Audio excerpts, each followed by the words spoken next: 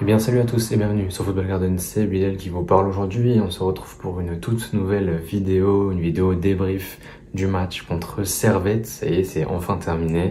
Le calvaire est fini, victoire de nos Blues 2-0 face à Servette à domicile à Stamford Bridge. Premier score exact de cette saison. Voilà, j'avais dit 2-0 hier dans mon avant-match. C'est effectivement ce qui est arrivé, mais je m'attendais à un bien meilleur match pour être honnête. Le match était vraiment pas ouf. Voilà, c'est le premier truc qu'il faut dire. Le match était vraiment pas ouf. On a eu quelques points positifs dans le match, on va en reparler. Maintenant, on va pas se mentir, le match, on n'a pas kiffé devant, quoi. Déjà, on va commencer défensivement.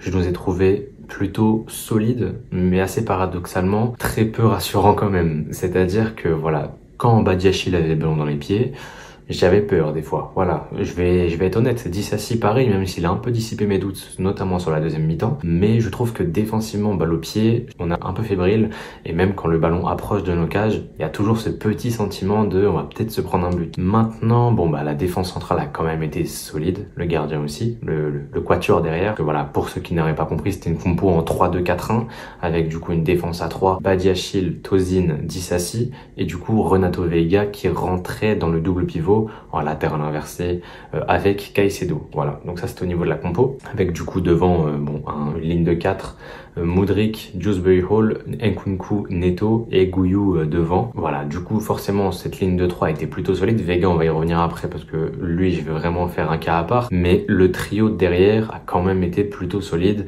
plutôt rassurant et bien aidé par Jorgensen qui sort quand même 4 ou 5 arrêts dans le match. Donc c'est pas trop dégueulasse. Tout de suite directement derrière au milieu de terrain, Caicedo a eu du mal honnêtement.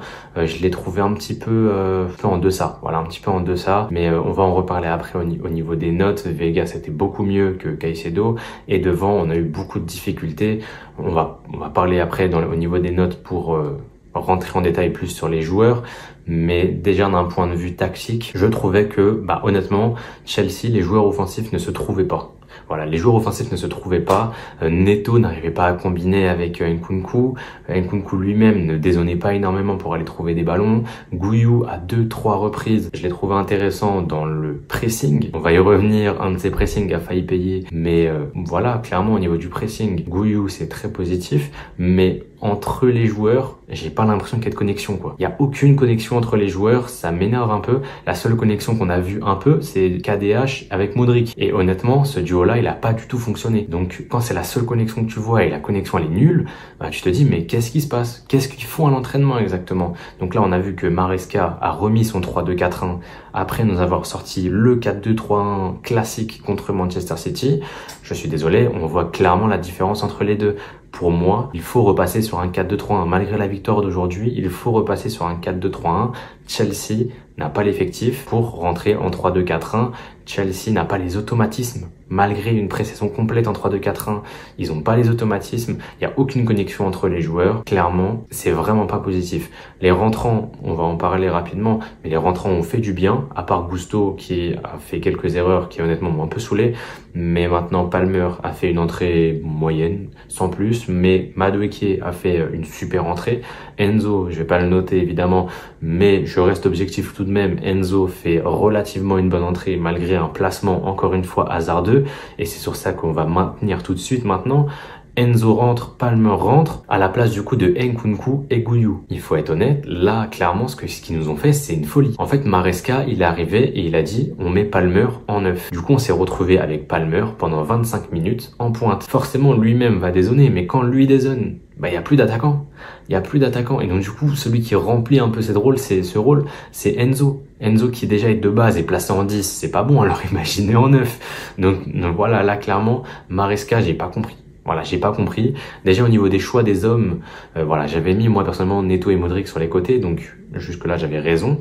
Mais c'est parce que dans ma première liste que j'avais vue au moment où j'ai tourné l'avant-match, parce que la liste qui était tombée n'était pas la bonne, Noni Madueke n'était pas dans la liste. Il n'était pas dans la liste, ou en tout cas je l'avais pas vu. Et donc du coup, moi, si je l'avais vu, j'aurais mis Neto à gauche et Madueke à droite, évidemment. Madueke était présent, Madueke était sur le banc. Est-ce que c'est un signe pour dire Madueke, à la première offre qu'on reçoit, on va accepter, c'est possible. C'est vraiment possible. En tout cas, bon, Madueke est rentré et clairement on a vu la différence. Le mec rentre, te claque 2, 3, 4 actions dangereuses où il dribble, ou dans le 1 contre 1, il est intéressant, il est percutant. Il trouve cet espace, il va s'engouffrer à la perfection dedans. Enzo lui donne un beau ballon, clairement. Et Madueke qui finit pied droit alors qu'il est gaucher. Superbe but. Et voilà, ça nous permet de mener 2-0. C'était Nkunku qui avait marqué le premier sur penalty. Voilà, c'est vrai qu'on a gagné 2-0. On est en bonne position pour se qualifier pour la Conference League, clairement, mais il y a du boulot, il y a beaucoup de boulot, et si vraiment Maresca veut rester dans ce système en 3-2-4-1, il y a vraiment du boulot à faire à l'entraînement. Et ça, c'est sans parler de ce qu'on va parler après, parce que oui, il y a eu une occasion claire et nette manquée de Gouillou, on va y revenir, mais si on gagne 2-0, c'est pas totalement mérité. Honnêtement, c'est pas totalement mérité.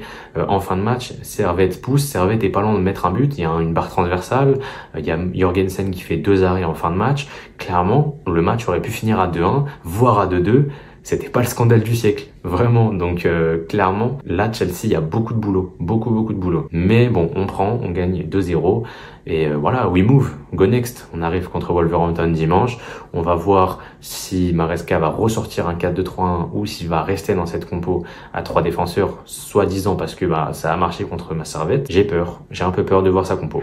Mais d'ailleurs, du coup, Maresca, je pense, se fait quand même ses premiers ennemis. La compo qu'elle a sortie aujourd'hui, sur le papier, tu te dis ok, mais clairement, quand tu sais que t'as Madueke sur le banc et que tu fais jouer Mudryk, bon, voilà, le message, il est un peu clair, quoi. Le message, il est vraiment clair. C'est on donne des minutes à Mudryk. Pas tant que ça à Madueke. Madueke, en 30 minutes, a fait largement mieux que Mudryk qui termine le match. Mudryk fait une première mi-temps catastrophique, une deuxième mi-temps un peu mieux. En même temps, c'est difficile de faire pire. On va dire qu'elle est moyenne cette deuxième mi-temps. Il alterne entre le bien et le moins bien. Il a provoqué pas mal de fautes, c'est vrai.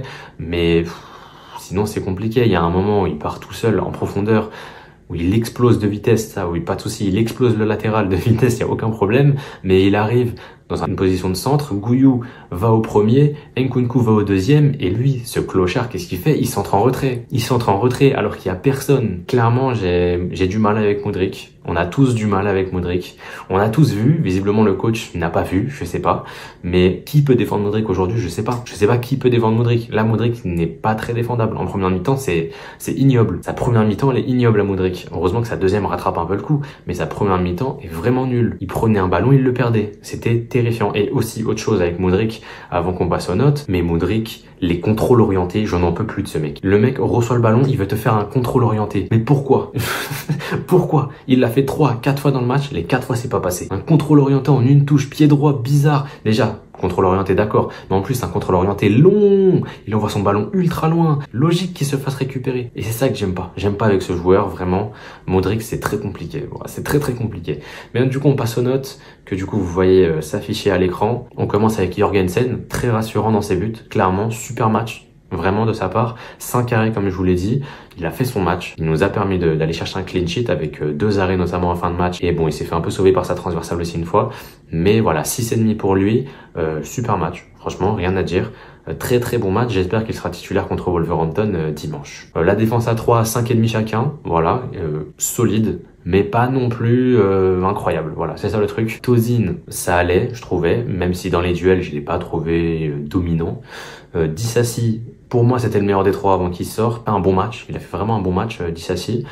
Maintenant voilà, il est sorti assez tôt, je crois qu'il sort en même temps que Nkunku et... Ou alors non, c'est pas Neto, si c'est Neto, je sais plus c'est qui. Non, je crois qu'il sort après, Neto, Nkunku et Gouillou, il sort à la deuxième valse, à la place de Gusto. Il a fait un bon match, on rappelle quand même c'est son retour, il avait pas joué depuis en plus, hein. Je crois qu'il était blessé sur la fin de saison, donc ça faisait vraiment pas mal de temps qu'il avait pas joué, donc ouais non, bon match de Disasi. Badiachil, ça passe, voilà, toujours pas rassurant quand il a la balle dans les pieds. Maintenant, il a notamment fait un retour plutôt décisif en fin de match, où je crois qu'il se fait un peu mal en plus dessus, mais un super retour, et il mérite son 5,5, clairement, il faut pas non plus critiquer et cracher dans la soupe, il a pas non plus fait de dinguerie, mais il a pas fait un bon match non plus, donc voilà, 5,5, et Tosin pareil, voilà, pour eux 3, je leur ai mis un petit plus 0,5, bonus clean sheet, voilà, les 3 ont été relativement bons, sans être incroyables non plus, on va pas oublier. On passe au double pivot avec Caicedo, à qui j'ai donné du coup la note de 5, match plutôt moyen, plutôt transparent pour notre capitaine. Il était capitaine pour ce match. Un peu compliqué parce que le problème avec Caicedo, c'est qu'il est capable de faire de bons trucs. Voilà, dans le jeu en une touche pour progresser dans le jeu, il est plutôt intéressant. On l'a vu plusieurs fois arriver dans le demi-espace pour trouver en une touche les liés. C'était pas mal. Maintenant, il y a beaucoup de fautes. Beaucoup de fautes pour Caicedo. Je crois pas qu'il prenne de jaune, je suis pas sûr, peut-être. Mais honnêtement, il fait beaucoup de fautes inutiles. Vraiment, c'est affolant, c'est désolant.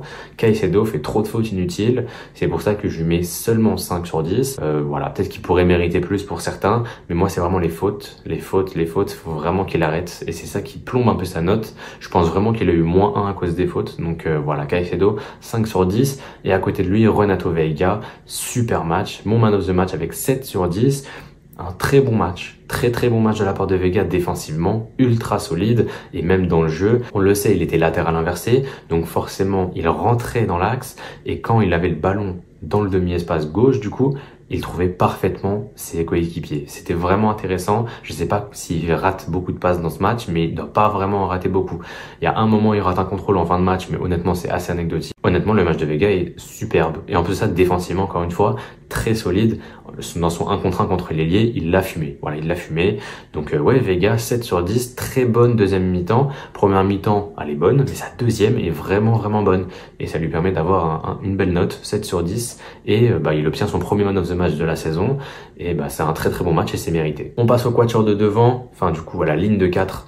Avec du coup, on commence avec Modric, à qui j'ai donné du coup la note de 4. Et honnêtement, 4, c'est gentil.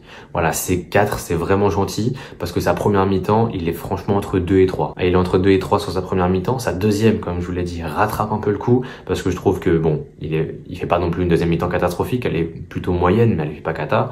Donc ça lui permet de remonter un peu sa note. Je lui ai mis 4. À la base, j'avais mis 3,5. J'ai monté un petit peu. Je lui ai mis 4. Voilà, pour la victoire. Ouais, non, vraiment, son match est vraiment insuffisant. Il y a beaucoup de travail à faire avec ce mec. Parce que là, waouh. C'est vraiment compliqué. C'est vraiment compliqué pour Modric. De l'autre côté, Neto, à qui je donnais du coup la note de 5,5. Bon, il a fait un bon début de match, mais je trouve qu'il s'est un petit peu éteint. Et bon, il a pas non plus fait de dinguerie, mais sur son côté, on a tout de suite vu la différence quand il est sorti, malheureusement pour lui. Et ouais, non, Neto, il est peut-être passé un peu au travers de son match en étant plutôt invisible, mais il a quand même montré 2-3 bons trucs qui font que je lui donne 0,5 en plus. 5,5 pour Neto. Et donc du coup, au niveau du double 10, on a du coup KDH à du coup 4,5 sur 10. Honnêtement, comme d'hab. En fait, c'est le KDH qu'on a vu pendant la pré-saison. C'est le KDH qu'on a vu pendant son entrée contre City. Et c'est le même KDH qu'on voit aujourd'hui. Sauf que là, on a vraiment vu ses maladresses. En première mi-temps, j'ai vu des efforts de KDH, vraiment. Notamment avec Modric sur son côté. On voit qu'il voulait vraiment combiner avec lui. Alors que de l'autre côté, Neto et Nkunku, il y avait vraiment que dalle. Mais il y avait quelque chose entre Modric et KDH. Maintenant, on a vu beaucoup de maladresses au niveau des contrôles, au niveau des glissades. La glissade pour le ballon à Modric en deuxième mi-temps. Je suis désolé, mais il doit vraiment pas glisser à ce moment-là. Il a pas plu, le stade n'est pas mouillé. Pourquoi il glisse? Je sais pas. Mais il doit donner un meilleur ballon à Modric, même si Modric derrière foire complètement sa frappe. Mais il doit donner un meilleur ballon. Mais bon, on a quand même vu des efforts. C'est pour ça que je mets 0,5 en plus par rapport à Modric, 4,5. Et à côté de lui, Nkunku, 5,5. J'ai pas du tout aimé le match de Nkunku. Je l'ai trouvé très nonchalant, très je m'en fiche un peu en fait. Il était vraiment je m'en foutiste. Il a la moyenne parce qu'il marque. Voilà, son penalty lui donne 1 point en plus. Sinon, il avait 4,5 aussi, comme KDH. J'ai pas du tout aimé son match. Comme je vous l'ai dit, aucune connexion avec Gouillou, aucune connexion avec KDH, aucune connexion du coup avec Neto. Je l'ai trouvé invisible. Invisible, et sur les peu de ballons qu'il a récupérés, notamment en deuxième mi-temps, après avoir marqué le premier but, je l'ai trouvé un peu solitaire. Voilà, il donne son ballon super tard à KDH sur une action que je pense vous avez en tête. Il récupère le ballon aux 30 mètres, il dribble 2 défenseurs, c'est magnifiquement joué, et il donne pas son ballon. Il donne pas son ballon, il met 36 ans pour donner son ballon. KDH derrière est obligé d'aller le chercher en glissant, et forcément il est pas sur ses appuis. Impossible pour lui de reprendre le ballon, donc forcément Nkunku fait vraiment pas un bon match. Il sort à la 60e, c'est mérité, et il a quand même la moyenne parce qu'il a marqué, mais honnêtement il méritait un 4,5. Voilà. Et enfin, on finit avec Gouillou. Et là, moi, Gouillou, le premier truc que j'ai à dire, c'est le pauvre. Le pauvre, parce que honnêtement, son match est bon. Dans le contenu, son match est bon. Il a récupéré des ballons. C'est lui qui dézonnait à la place de Nkunku. C'était lui qui dézonnait. Il récupérait les ballons à 30 mètres sur les défenseurs et les milieux adverses. Il entamait les contre-attaques. Il entamait les transitions plutôt. Il entamait tout, en fait. En première mi-temps, je l'ai vraiment trouvé bon. Et au-delà de ça, Le pressing de Gouillou est très très impressionnant. En première mi-temps, il est pas loin de reprendre le ballon au gardien et en deuxième mi-temps, il reprend le ballon au gardien et derrière, bon, il fait probablement le raté de la saison. Je pense qu'on fera pas mieux que celui-là. Je sais pas pourquoi il l'allume pas au premier poteau. Peut-être qu'il se dit que le gardien est loin, qu'il peut la mettre comme il veut. Je pense qu'il s'imaginait déjà célébrer. Qu'il rate, ça lui enlève un point. Il avait 6. Il avait 6 avant le raté, je vais enlever un point et il sort 1 minute après, donc forcément il a 5. Là, c'est même plus une grande occasion, c'est une immense occasion qu'il rate. Je pense très sincèrement que, oui non, c'est le plus gros raté de la saison, mais c'est le plus gros raté que j'ai vu depuis longtemps. Même Timo Werner aurait mis ce but-là, je pense. Donc ouais, non, vraiment, c'est très très compliqué. C'est dommage parce que comme je vous l'ai dit, il faisait un bon match et ça aurait pu récompenser son match, ce but-là. Honnêtement, s'il avait marqué ce but-là, il aurait 7. Il serait man of the match avec Vega et on n'en parlerait même pas, on n'aurait même pas discuté, il aurait fait un super match. Mais vraiment, là, ça transforme son match en fait. Ce raté transforme son match. Donc maintenant, moi, j'ai quand même un bon ressenti au niveau de Gouillou. J'espère que Maresca ne va pas le boycott et j'espère que Gouillou aura quand même des minutes, même si, comme je vous l'ai dit, ça me semble short quand même en doublure d'un 9. Mais voilà, moi, Gouillou sur ce match-là, je vais pas non plus cracher sur lui parce qu'il a vraiment fait un bon match. Pour moi, des 4 offensifs, c'était de très loin, enfin des 5 plutôt, des 5 offensifs, c'était de très loin le meilleur. Voilà, clairement. Et comme je l'ai dit, il était à 6, il aurait passé à 7 avec ce but-là. Moi, je vous le dis, Gouillou fait un bon match, mais Gouillou, malheureusement, rate l'inratable. Et c'est vraiment dommageable. Et en plus, derrière, il essaye de marquer vraiment coûte que coûte. Et derrière, il était dégoûté, on l'a vu. Hein. Il s'est tenu la tête dans les mains comme ça, plutôt. Et en fin de match, quand il sort, il est dégoûté. Genre, on voit vraiment qu'il est déprimé. Donc voilà, c'est quand même positif. On va voir ce que ça va donner pour les prochains matchs. Mais faut entraîner le pied droit là, faut mettre de la sauce. Maintenant, dès que t'arrives devant le but, mon Marc, tu shootes frère. Toutes tes forces, tu mets tout ce que t'as. Plus de tirs mollassons, tu mets que des grosses sauces. Voilà, mais en tout cas Gouillou 5 sur 10 et sur le banc du coup on va commencer avec Gusto, 4,5 pour lui, pas un bon match de la part de Gusto, pas une bonne entrée vraiment, il a fait des passes à l'adversaire 2-3 fois, j'ai pas compris, défensivement je l'ai pas trouvé bon et offensivement bon il a pas beaucoup apporté, donc ouais non Gusto 4,5, Palmer 5 comme je l'ai dit dans la vidéo, c'est pas vraiment de sa faute, c'est vraiment le placement que lui donne Maresca qui m'énerve vraiment, il m'exaspère le placement, c'est un placement dégueulasse, donc vraiment j'espère que Maresca a compris qu'il va plus le mettre en faux neuf, mais voilà Palmer il a pas apporté grand chose clairement et du coup 5 sur 10. Et enfin, Madueke, 6,5 sur 10, superbe entrée de Madueke, qui dès qu'il est rentré, on a vu la diff. On a vu la diff avec Neto, il est arrivé, il engageait le 1 contre 1 continuellement avec son latéral, il a vraiment fait un beau match. En plus de ça, il est récompensé vu qu'il marque, mais même s'il avait pas marqué, il aurait eu un 5,5, peut-être même 6 si j'étais sympa, mais au moins 5,5 sûr, malgré qu'il ait fait que 20-25 minutes, ou 30 peut-être, mais 25 minutes. Bah vraiment, Madueke, j'espère que dimanche il sera titulaire contre Wolverhampton, qu'on aura peut-être Neto à gauche, Madueke à droite, pourquoi pas, et avec du coup Nkunku ou peut-être Félix dans l'axe, on verra.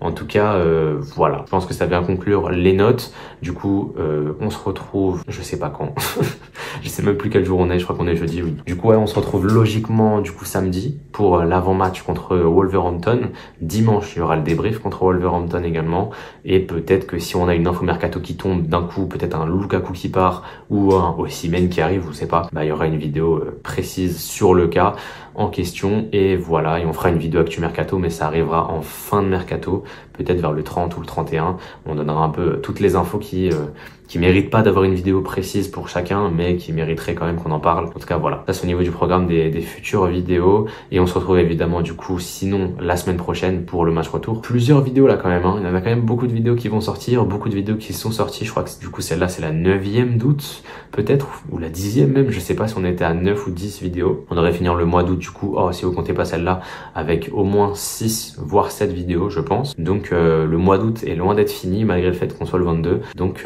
voilà. N'hésitez pas à donner de la force, abonnez-vous, commentez, partagez autour de vous. On est bientôt 3000, hein. En vérité, on est 2620 et quelques à l'heure où je m'enregistre. On est bientôt 3000, donc c'est l'objectif le plus proche. Et après, on ira chercher les 4000, les 5000 et ainsi de suite jusqu'aux 10 000. En tout cas, voilà. N'hésitez pas à partager cette vidéo comme je vous l'ai dit. C'était Bilal de la chaîne Football Garden. Portez-vous bien et la paix sur vous.